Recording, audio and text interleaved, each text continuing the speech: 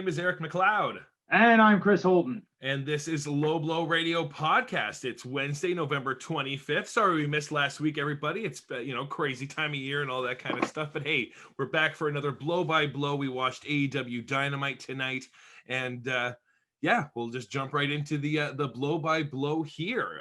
We kicked off with Hangman Page taking on John Silver. Great to see both these guys in action here. And two great guys to have a kickoff match on your Dynamite for sure. Sure. Hangman's first match back since the loss to Omega in the tournament final. And him and Silva, Hangman and the Dark Order had a bit of history and a bit of a relationship built up over time. And this was a really good match. Along as much as it's part of Hangman's comeback tonight and his story there, it's Silva's coming out party story that's been going on for the last maybe 3 or 4 weeks now. Yeah. Of John Silver getting progressively bigger matches against progressively bigger names. He doesn't need to be winning them. He's putting on a great show because Johnny hungry. The character's getting over, and it's like it's one of those things where I'm like in the match I'm thinking of as much as they're putting on a fantastic match and all this other kind of stuff, I'm thinking like outside picture stuff, like how much has it been beneficial that he was in the mask for the first 6 months of their career in the Dark Order and that kind of stuff, just as numbered guys, and then slowly evolving to this point. Because we could have been getting matches like this out of John right away, but it's nice to sort of show that he had the tag team prowess as well as this kind of singles match stuff too. I've been looking up more John Silver stuff, just becoming more and more of a fan of his, so seeing more of his single stuff that he's done out there, I was really intrigued to see him competing more in the singles division in AEW. So great to see that, as well as the Hangman Page stuff here. He looked fantastic, very on the ball, catching all the moments and not getting caught up in too much kind of stuff, and really going at it with Silver. The kicks and stuff like that, they were and then the chops back and forth were fantastic from these two. Really enjoyed this opener. Yeah, really good match. I thought Silva had it actually off of the reversal on the buckshot lariat, and then followed up that with a 2 3/4 count. It was really close. Yeah. I thought there was going to be the massive upset for a second, but no. Silva kicked out of a Liger bomb and then lost on a buckshot lariat for 3. But outstanding match. Really good opener. Yeah. Really good match. Both guys look really good.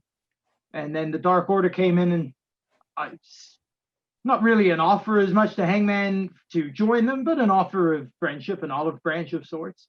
Yeah, a kind of different side to the Dark Order, something we haven't seen. Even as Uno had mentioned, that he usually in the kind of position there, they would be attacking Hangman, and he has every reason to believe that that's what they'd be doing in this situation too. But they were sort of he was sort of being very taken back by that kind of stuff, wanting to look for some forgiveness for some of their former sins, kind of thing here, and offer the olive branch to Adam Page, saying that look at the bigger picture. Maybe the Elite was maybe more of the cult than the Dark Order is, and that kind of stuff. So just sort of painting them in a different picture here for Adam Page, and I'm enjoying that sort of story as it's furthering along, and even the small little stuff again, his lower third, lost my phone for 6 weeks and it's been too cheap to buy a new one.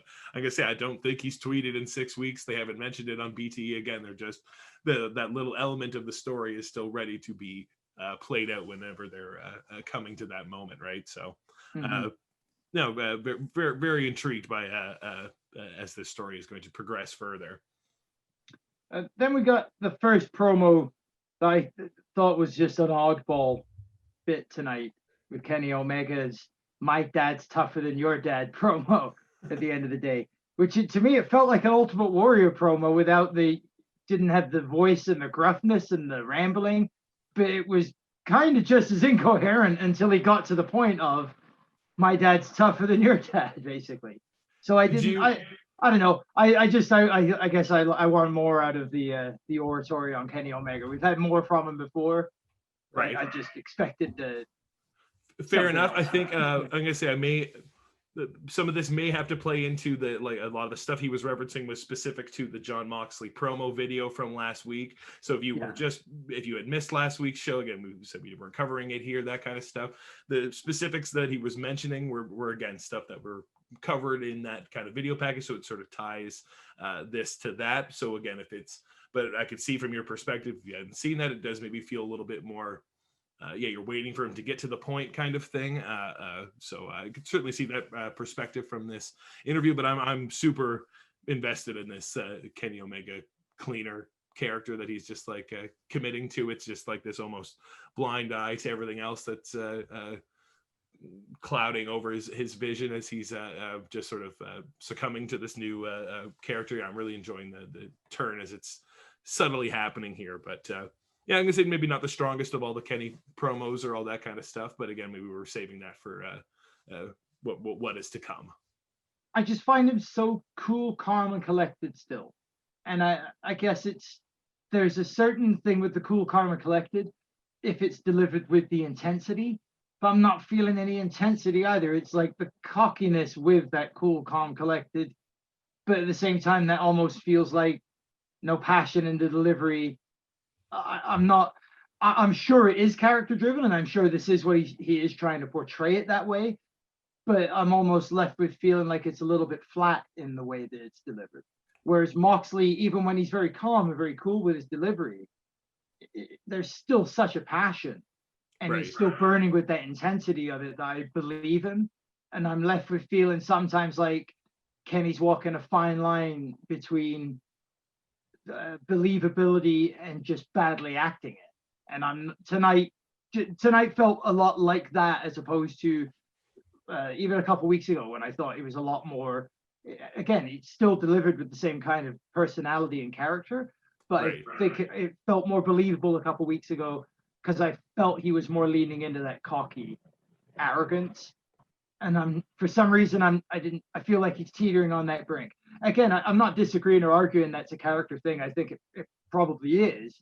Yeah. It's just I don't know. I don't even know if that's a complaint as much as just an observation on it, really. Fair enough. Yeah, I'm gonna say I wasn't sure what. Whether it was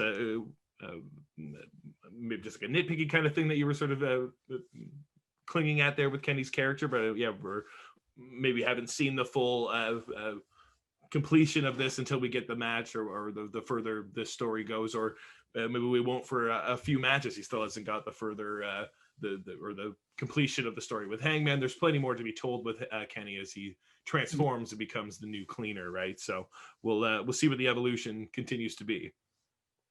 Then we had Powerhouse Hobbs going up against Nightmare Family new member Lee Johnson, the jobber of the Nightmare Family. Has he been on Dark? He's been highlighted Dark, right? I'd say one of the original old Dark, my original Dark 8. Dark 10 from the way back in the OG Dark days, from the turnover point when it went from like dark matches to the pandemic time or whatever, where they had to just sort of throw a bunch of matches together. He was one of those guys that was there every one of those Darks, just doing matches. He's been a workhorse, much like Alan Five Angels, some of those guys that have been really helping their enhancement division. So nice to see him getting some TV time here, even though it's a nice squash match against Will Hobbs. He worked well. They made Hobbs look great, which is exactly the point of kind of matches like this. I've just written down, Hobbs is wearing Taz's colors. I wonder if anybody, and as soon as I'm writing it, fucking Schiavone has to say it. And that just like, well, there you go. That ruins that bit. So fine. Well, whether they were going to try to colors. Did you see? Orange and black. I feel like that's another sort of, maybe I just watched too much Dark or too much wrestling in general or whatever, but that's something that Taz, maybe that's just because he does so much more commentary on Dark, but he rags on every single person that comes out and wears orange and black in that combination. He's like, those are my colors. That's copyright infringement. They should not be allowed to do that. That's my colors. That's only allowed for Team Taz. And he's got a point. Yeah, so nice to see. I thought this was a great new gear for Will Hobbs, the powerhouse character kind of thing. If that's what they're going to drive more for this heel gimmick, I'm all for that. for his moveset and that kind of stuff in the ring was fantastic.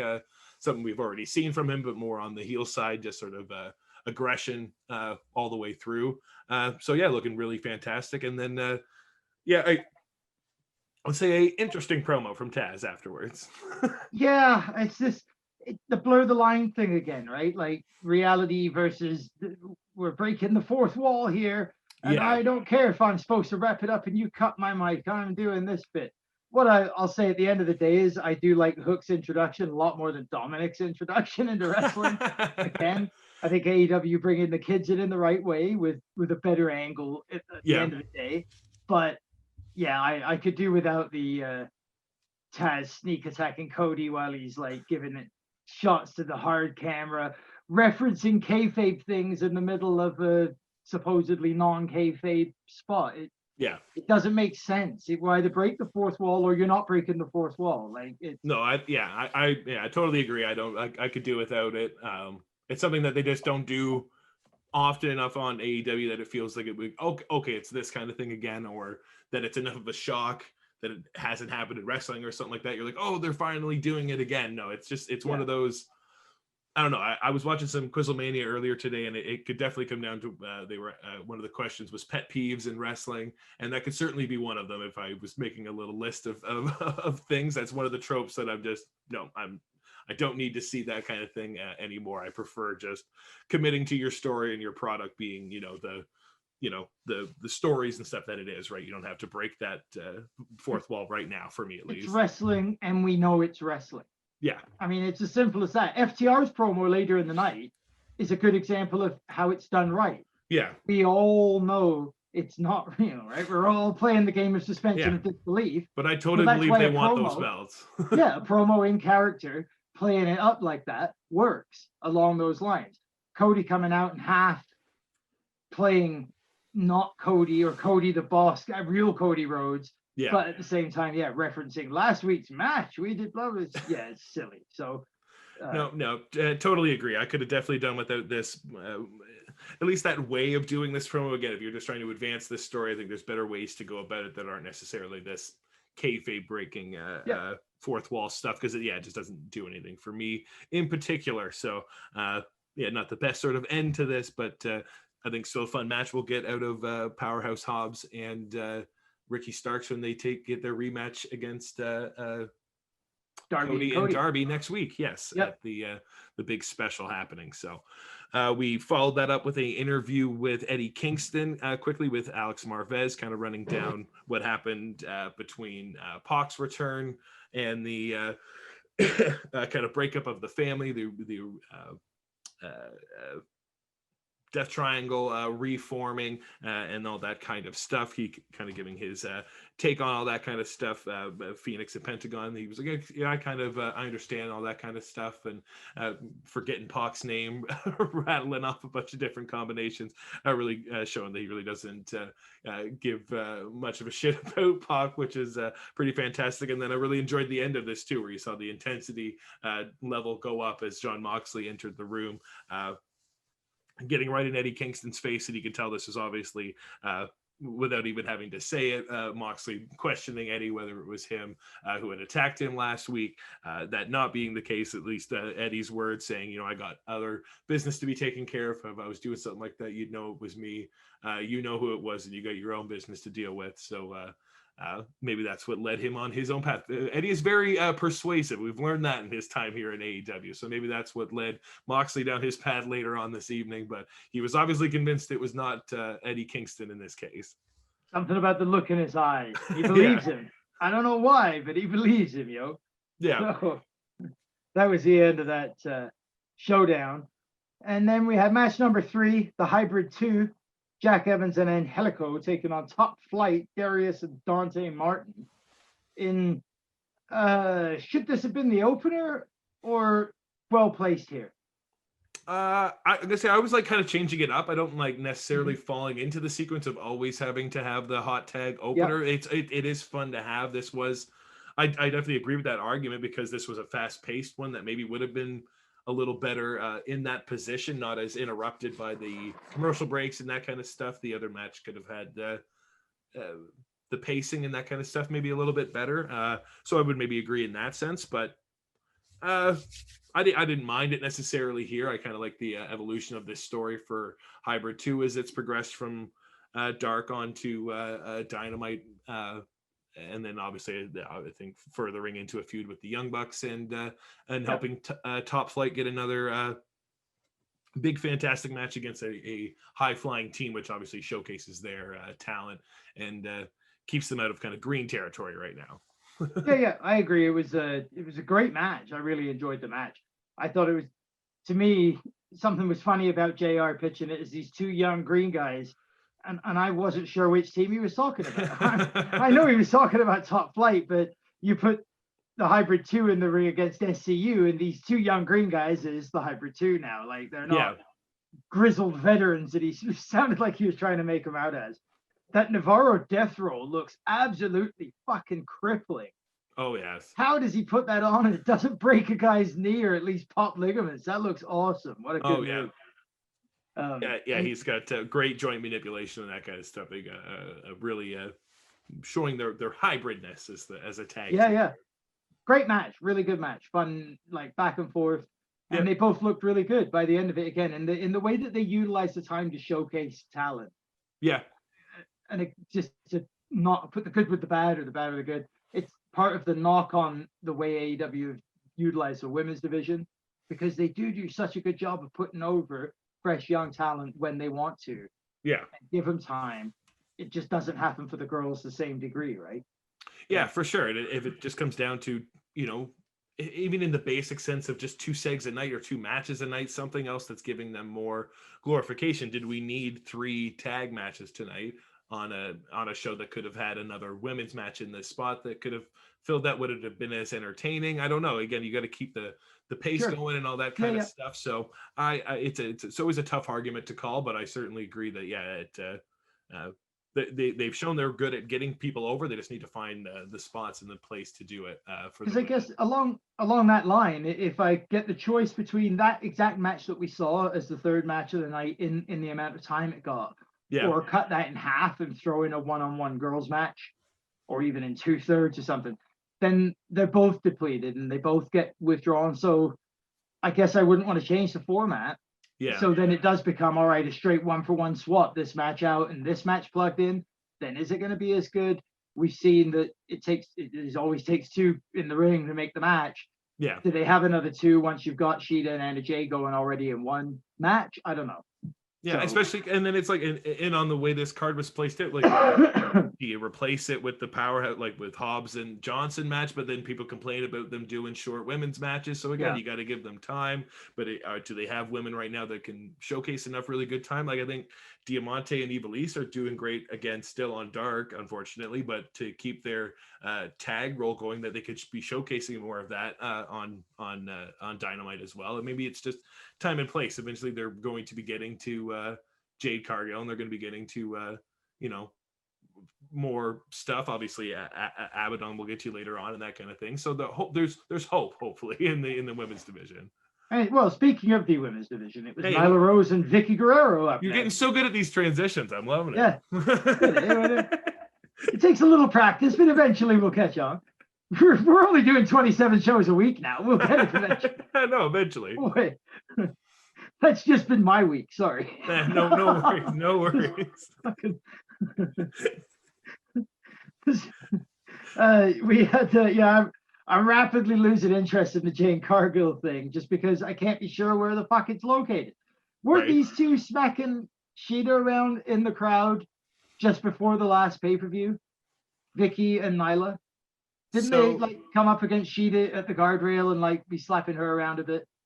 Well, and then she had her match with Shida at the pay-per-view. Then she had the match with Shida at the pay-per-view, but that was the blow-off. That was the lead-in and the blow-off. Yeah, and then they showed little clips of it, but you had to sort of really be paying attention. But last week when Jade attacked Brandy and broke her arm, or Pillmanized her arm, they were the ones holding off the refs and all the other people from Brandy. And I saw that highlight tonight. Yeah, so that's sort of their movement from Shida to Brandy as they were talking in their promo here. So it was almost, Vicky made it sound like she was their hired gun for a second, as opposed to she was Shaq's giant awakening thing. I'm not sure anymore what the fuck that first promo was. Again, yeah, missing stuff last week. If I miss transition, I miss transition.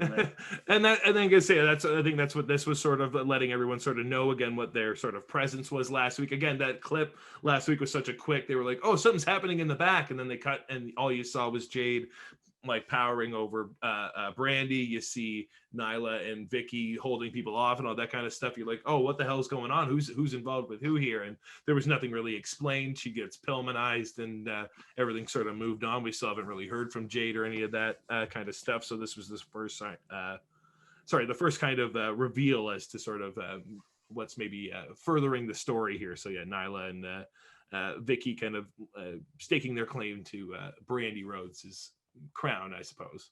Right on. But yeah, I don't. My question again, if we have to stick on this like a little bit longer for just a few seconds, I don't. How do you feel about subdued Vicky Guerrero? Because I get to me that feels like it's not the point, right?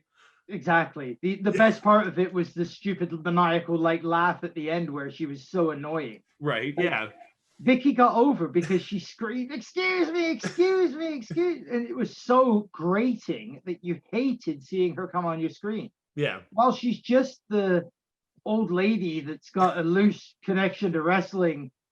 Like then she's got like plotting and all that kind of stuff. It's like, okay, but like can't Nyla do that on her own? Like, aren't you supposed to be here to help her? Like, I don't, like I say, I feel like it's just a missed opportunity. Again, you have her here. I don't think there's any stipulations that tell you she can't be screaming and all that kind of stuff. Why not have her playing that character? But maybe that's her not wanting to do it. They have a lot of freedom here. I get that too. But yeah, to me, it just seems like, why is she here not doing what she would normally be doing? It'd be like, the other guy's not doing their thing too, right?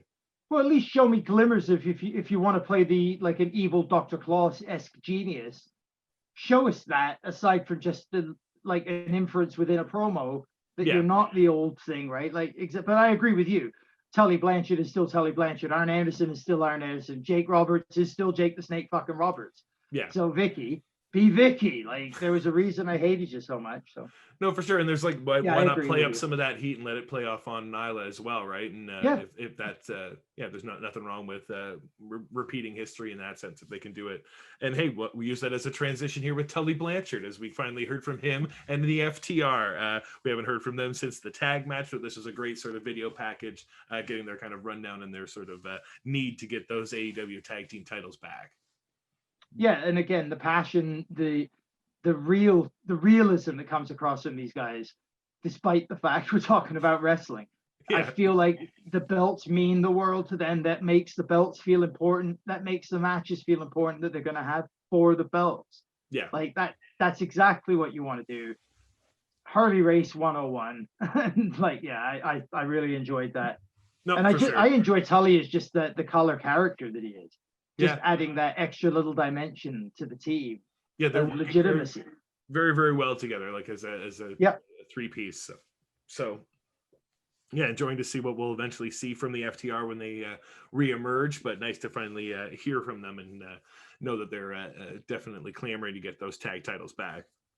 Speaking of a three-piece, two pieces of SCU were in the next match.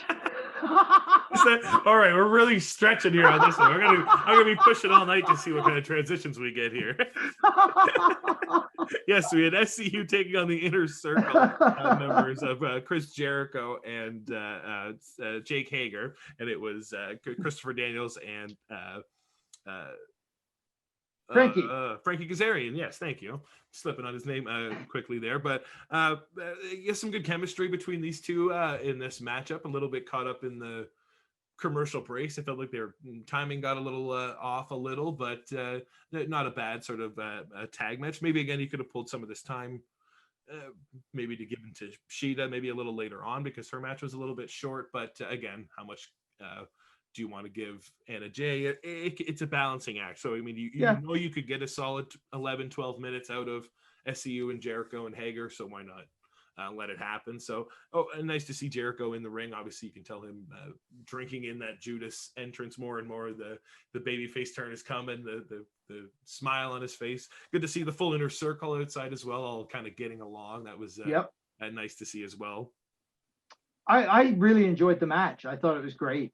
Yeah, I much ballyhooed by JR and the crew that it was the first time we've seen Y2J and Chris Daniels ever touching each other. They had a lot of chemistry in this match, I thought, like wrestling wise, and Kazarian. I thought you can tell that they're all like veterans in wrestling, regardless of not maybe wrestling with each other, but they know how to wrestle and all that kind of stuff. So it doesn't take much to have a good dance partner to come up with something that's convincing and enjoyable to watch. Exactly. And I mean, that's the thing, is you look at the lineup, it just in this match, Jake Hagar is the least experienced rookie of the bunch. Yeah. And he's a former world champion, has actual MMA Bellator cage experience. Like this was a great foursome to have together in the ring together. And they looked really good. I thought it was a really well worked match. Probably my favorite part of this though was Chris Daniels hit the suicide dive onto Jake Hager. And that was a fucking textbook way to do it, because not a single part of it looked contrived. Yeah. He wasn't helped into position. Hager wasn't awkwardly held in the spot he had to be in to get hit by it. Like Daniels waiting and all that kind of stuff. Yeah. Stood up perfectly in that spot, makes it look like, oh, I see an opportunity for it, and through the corner post. Like it just that's smooth. That's when it looks fucking great. When it's done like that, looking like it's off the cuff and spur of the moment. Oh, and the guy reacts well on the outside. It didn't look set up, didn't look fake, didn't look like somebody forgot a cue or had to, an extra 2 seconds of dangling time and that kind of thing. Feels like 2 minutes, right? Which is an eternity in pro wrestling. So I love that part.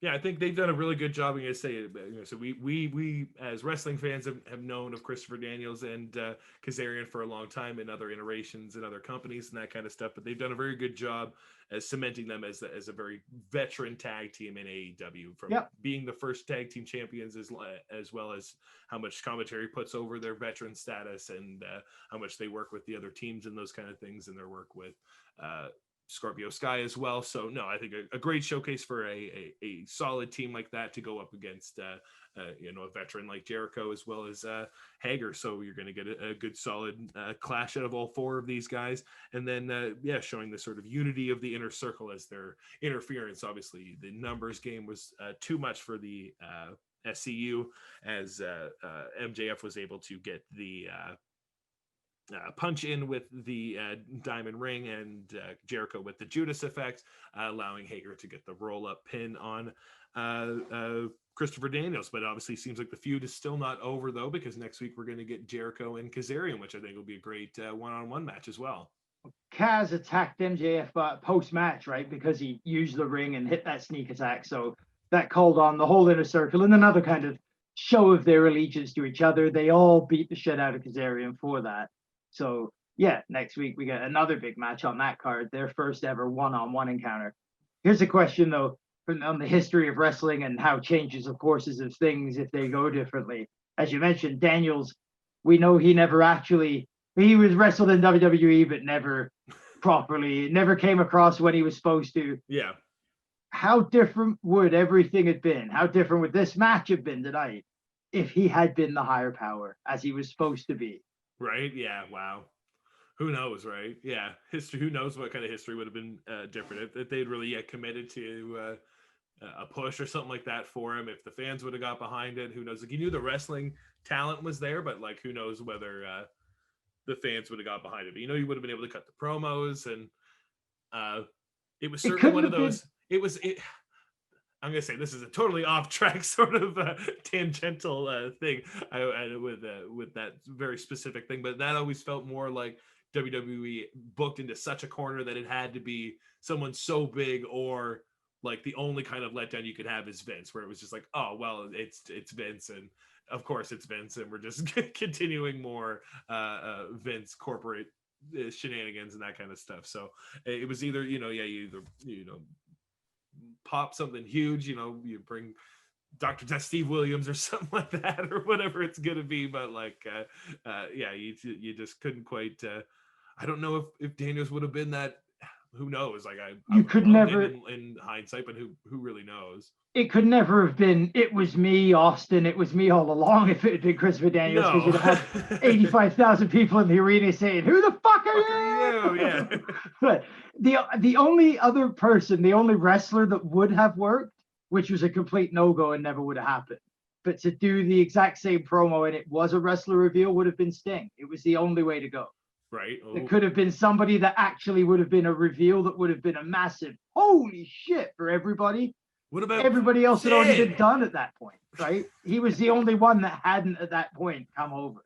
No, true. Oh yeah, so Sting would have been absolutely massive. That would have been. I would have, as a kid, I would have lost my mind if that was the case. So, anyways, let's jump back into the blow by blow. What we talking about? Dynamite? Oh yeah, that's right. To time travel. 2020. Sorry. Time travel back into 2020 here as we had a little segment in the back with Kip and Miro debuting their video game extravaganza, which kicked off with a bang without even getting started. I didn't even write this bit down.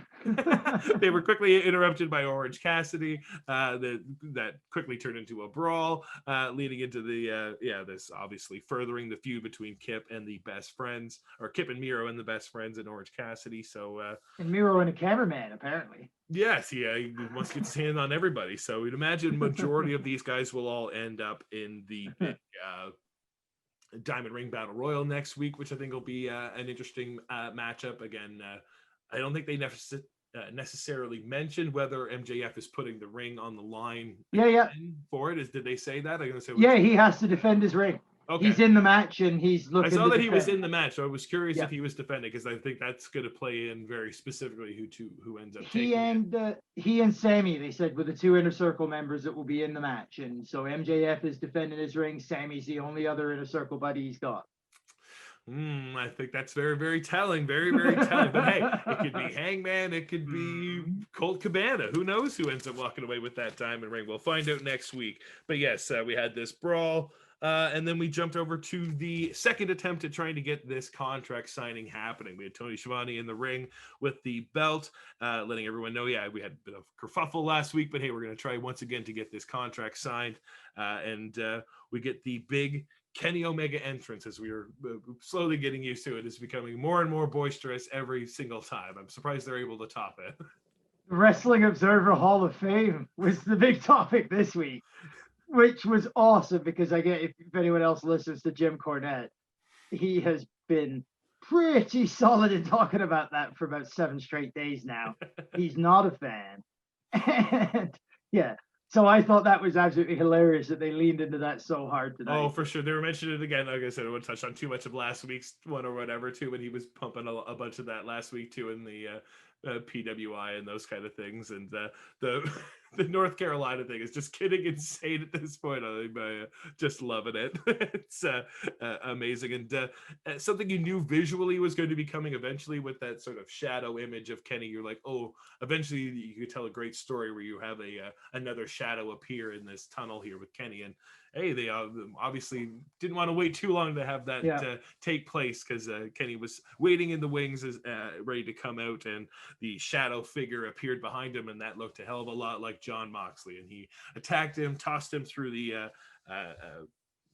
display there, chasing off the broom girls, getting him into the ring, laying down the belt as Kenny's kind of scrambling for it, and then he gets paradigm shifted on top of it, and then a fantastic promo from Jon Moxley. Yeah, this was a great spot. I love this whole bit. And I really do feel like we're leading to the reveal of who really attacked Jon, and it is not going to be Kenny. So Jon's going to be torn between feeling bad for what he did and feeling like, hey, well, you're just another piece of meat in my road anyway. So, I thought it was great. Hot fire again from Moxley, man. That guy just spits bullets on the microphone. No, he's just on another level right now, and it's fantastic anytime they can get him out there and on TV and just in these sort of free moments, and he's just become such a fantastic pro wrestler. I'm all in on Jon Moxley and cannot wait for this Kenny Omega match next week. I think more so they're just kind of setting up the dynamics too. Obviously Kenny's been teetering, the face heel type thing, and it didn't necessarily matter for the Hangman match. You were sort of again, because it was tournament style, you didn't necessarily have to heel or face, but in a title match, you maybe want a little bit more dynamics, especially with Jon Moxley, and if it has to be, about their wrestling and that kind of stuff, you maybe want to set up a little bit more of that going into it, and then so I think between those dynamics, then the dynamics, like I said there, of this being a wrestling match this time, that's what Kenny was kind of laying out for John. I think it's going to.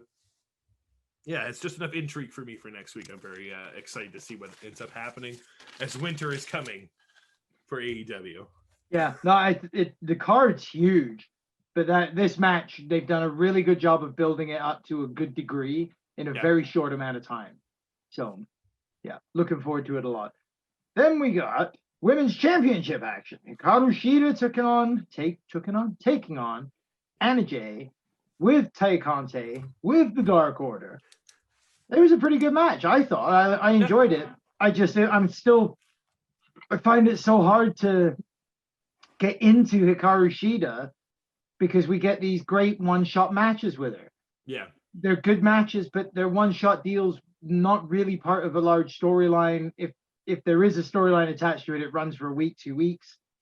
There is, you know what I mean? Like, we haven't felt a whole lot of connection to the character. And then when they give her promo time, and no knock on her, it's not, I don't want to be like that, but like, her English is not strong. Yeah. The way that they play it with in WWE, oh my goodness, Asuka, thank you, help me out. The way they do Asuka, where she, since the heel turn, where she starts screaming in Japanese and coming up with like some native tongue, so it sounds great. I really enjoy the way they do that with Asuka. I don't need to understand the word she's saying. She's getting it across with her body language and the inflection and everything else. I'd almost rather they do that with Shida. I feel like I'd get more of a connection with her if they just let her cut a promo in Japanese and she can say it how she would say it. And I think I might feel more visually. I might get over. She might get over with me more that way. For sure. I think I could agree. I'm feeling a bit of a laxed. Wondering where the character's going, where the progression is at this point, especially with such a long run. Again, she's just sort of repeating herself with these matches, getting to, again, not that the last match she had with Anna Jay was for the title, but again, she's already fought Anna Jay in a very similar type match. Nice to see the progression for Anna to evolve to this point, showing that she was doing great, but then still having to use some heel tactics to try to win, but that foiling her in the end. A nice kind of simple story there, but I agree that there's sort of there has to be a little bit more to Hikaru Shida's like opponents to maybe build her up a little bit more. And again, with these sort of one-off ones, hasn't been enough to sort of elevate her other than just a fantastic record that'll eventually just be beaten by somebody. And I feel like that's an unfortunate sort of career to be having right now. So I'd like to see it further, maybe beyond that, and maybe that's what we'll get with the Abaddon feud, which is coming next, as she creepily creeped out and spat blood all over the title and was obviously ready to, I guess, take it home next. Dribbled blood on the stage, licks the belt. It was disgusting. And then the worst part was Shida like dropping to the floor like, oh my God, it reminded me of Seth when he was so scared of the Fiend, only to wrestle him with no problem and not be afraid of him the next week. It's like, you're going to be wrestling this girl. Don't act like you're terrified of Jason fucking Voorhees. Yeah. You're going to wrestle her next week like there's no problem. So, yeah, I thought that was a bit silly. I don't really like the presence. I get it, I guess. The horror show thing and the Fiend's big, so they needed to have a character like that, I guess. And make it the female division. It won't look like such a copycat thing. This isn't AEW creating a horror character. Abaddon was a gimmicked wrestler, much like Rosemary or like Sue Young or whatever, like a female horror character, this undead doll from the indies, and someone they brought in to do dark matches the fans kind of liked, they wanted to see more of. And again, they're not going to be, AEW doesn't seem like the place where they're like, no, change, be more this way, be that kind of way, or we want to do this kind of thing so we can match that kind of thing. To me, it's not that sort of competition type deal where they're trying to relay the same sort of feeling as a Bray Wyatt with Abaddon, or have a creepy character. That's just who she is, and that's what they want to present in AEW, that they have all kinds of different characters. But the other side of that, when you have something that is more theatrical and more big and broad and stuff like that, it needs more care, and it can't just be presented like everybody else. No, yeah, totally. That, especially in a week where we celebrate 30 years of The Undertaker, that is exactly why that character lasted as long as it did. Because it was not portrayed like anybody else on the roster back in 1990 and 91. You hadn't seen that before in the WWE, so F. So yeah. Anything else about Abaddon and Hikaru? I guess we'll just have to find out what happens between the two of them. But yeah, moving on, I think we had a little video package with the icon Matt Hardy, another iteration from the deleted universe. I guess I'm at least happy to see. I'm gonna say this package was it is what it is. I'm not totally invested in all the deletion worlds or the broken universe and that kind of stuff with Matt Hardy, but I do enjoy that. It seems like there's repercussions from the match with Sammy, that he's obviously something has happened internally with Matt that we're going to see play out in the furthering years, because he was far more face going into that match than he seems coming out of it. Yeah, I definitely, I mean, the impression was this is the beginning of a heel turn, however long that'll take to get there. But yeah, he us petty people with our petty problems, what do we know? we don't know. Fine. I can't argue with him. No, exactly. You can't argue with Big Money Matt, or Icon Matt, I guess, as they can call him in AEW. Got a great video package from Team Taz, guys, as they were sort of relaying their recall on what had happened to their manager Taz earlier on. Man, if you had just had this, like a little bit from Taz earlier and like a cut from Cody and then out, and then this, like Ricky Starks is just so good in these promos where it's just that you give him enough real elements of what's going on, the stuff with the FTW belt, bringing up the sun, all those kind of like elements, but then he can deliver it in a proper wrestling delivered promo that gets you invested, but gets his character across, gets Cage and Hobbs across as Muscle, as well as their whole team.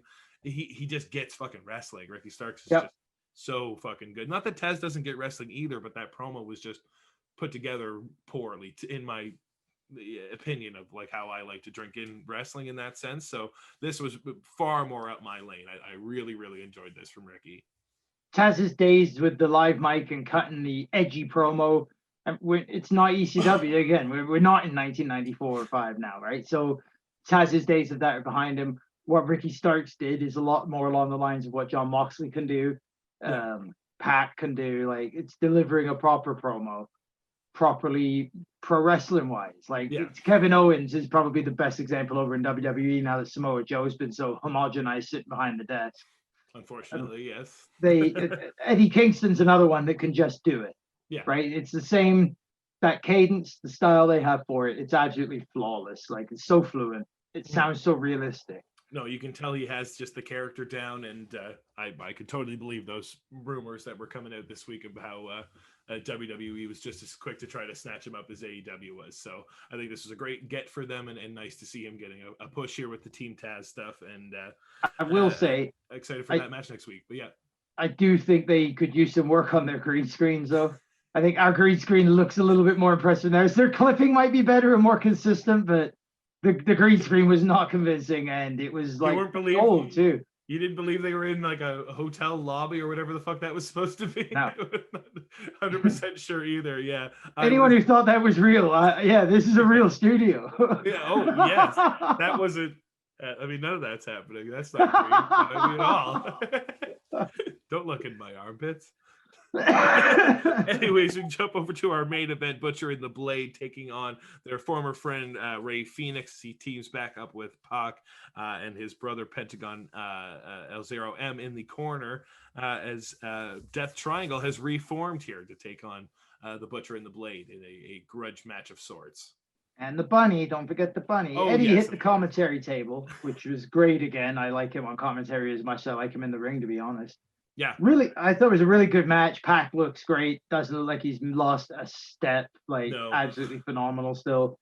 Love the stuff with Phoenix. And I think the last time we saw Butcher and the Blade in the main event, I think I shit all over it. Or at least I shit on it to a fair degree. So I wanted to make sure I said tonight that I thought they came across as main event tonight. Right, yeah. They've been elevated up the card. Kingston's been positioned nicely. This made sense as the match to close the show. They didn't feel out of place. Butcher has certainly improved. Blade has improved leaps and bounds over the last year, but even over the last 3 months, Blade looks better and better every time out. And Butcher just, I mean, he'll never be world championship material, but he's definitely for what they want him to be, and being a decent hand in the ring and the older guy in the tag team. Yeah, he looked good tonight. Yeah, so for sure. I thought it was a really well worked match. So yeah, he's obviously the greener of the two of them, so they're finding their place in these tag matches, so he doesn't have to get too much sort of in-ring stuff, and he's getting his timing a little bit better of like understanding matches, whereas before he would seem to be jumping on stuff a little bit too fast or going to things a little too quick. Where I think he's finding some breathe time in these matches, so I thought we got a little bit more of a solid Butcher in the Blade here, and they looked very impressive in this win. I think much like, I don't want to translate everything into last week that you didn't watch, because it's hard to sort of have a discussion about that, but they did a really good job last week of making you like care about Ricky and Taz in the way that they won their, and Brian Cage rather, in the way that they won their match. They looked very impressive in their the match they had, as well as the win they got in the very end, and I think they did the same here for Butcher and the Blade. They had a great performance. Not to take anything away from Pac and Phoenix, they looked great too, like with all the amazing high flying stuff, like, and you really thought it was more going in their favor the more and more the match kind of went on. But Butcher and the Blade looked really, really strong, and then especially in the end with getting the help from Eddie Kingston and being able to capitalize on it. So yeah, and then the big surprise was the Murderhawk, Lance Archer, coming out to make the save. Kind of a save. More, I think he just wanted to take the chance and beat the shit out of Eddie for a while, because they've had bad blood for a couple months. We just haven't really got to see much of Lance on the show, so it hasn't been developed. But the seeds were planted. It was there. So this wasn't as out of left field as it initially seemed, or might seem to some. I don't know.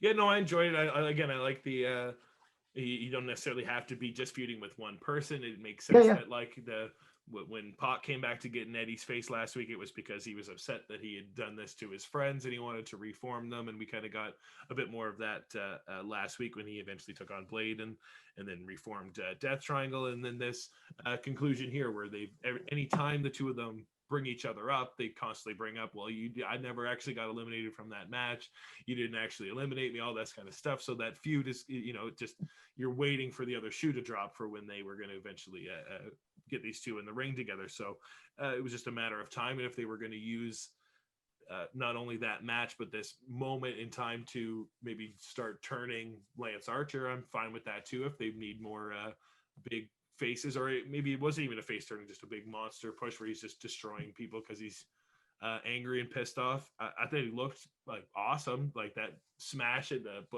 Blade coming through looked great.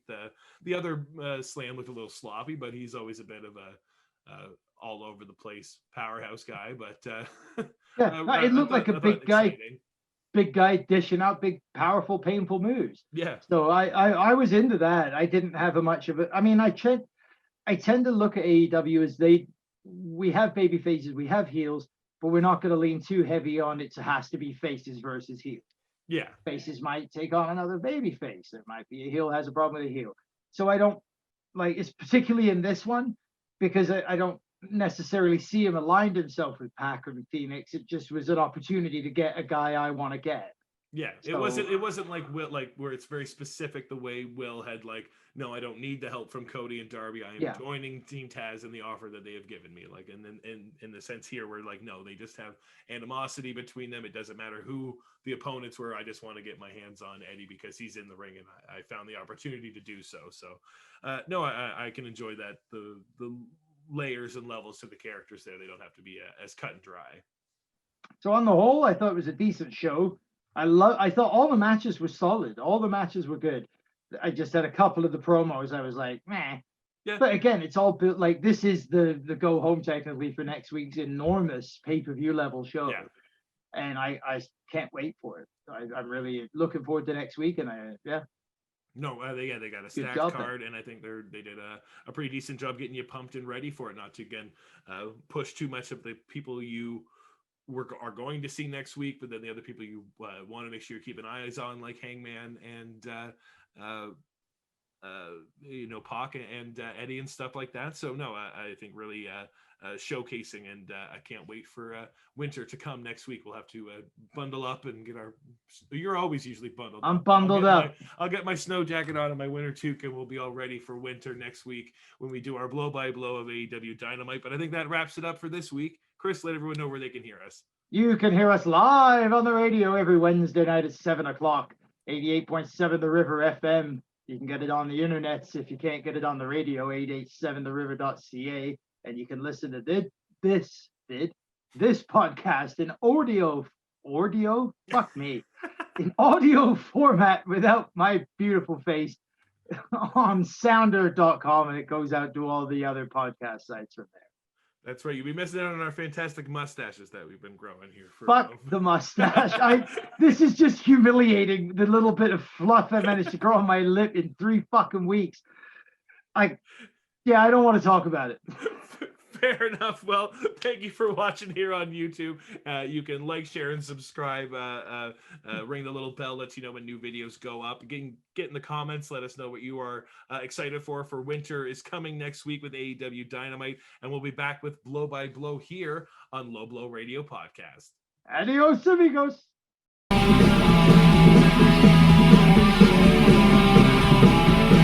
Now what